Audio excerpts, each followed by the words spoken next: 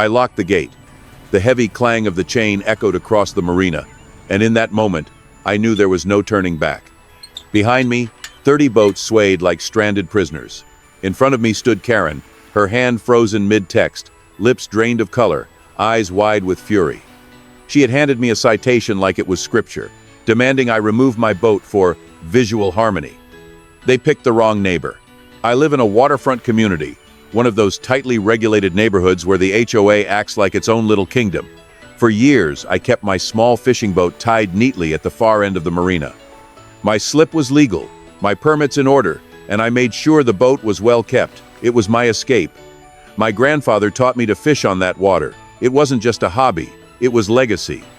Then one day, a bright white envelope appeared on my doorstep. Inside was a formal notice. Please remove the vessel from view. The HOA finds it visually disruptive and inconsistent with the aesthetic of the community. Visually disruptive? It was a modest, clean, professionally maintained boat. There were larger boats docked nearby, including Karen's pontoon, which hadn't moved in 2 summers. But I knew exactly what this was. Karen had just been elected HOA president. She had a reputation.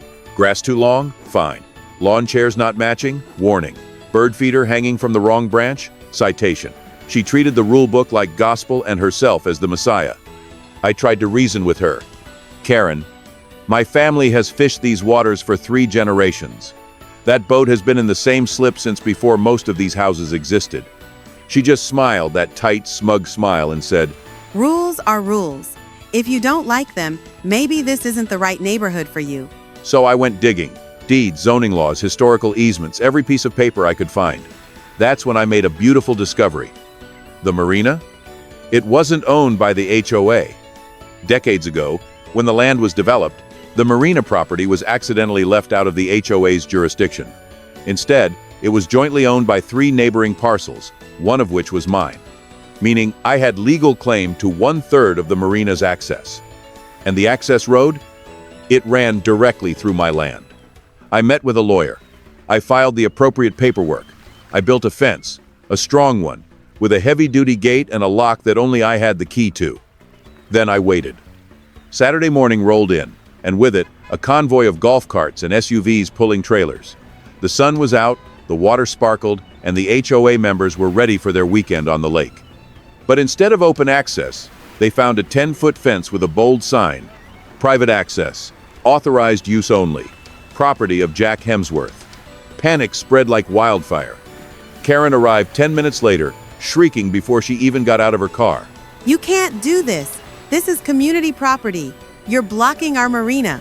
I calmly handed her a folder, copies of deeds, surveys, and the legal ruling affirming my property rights. I'm not blocking anything. I'm protecting what's mine. Within 24 hours, the HOA called an emergency meeting.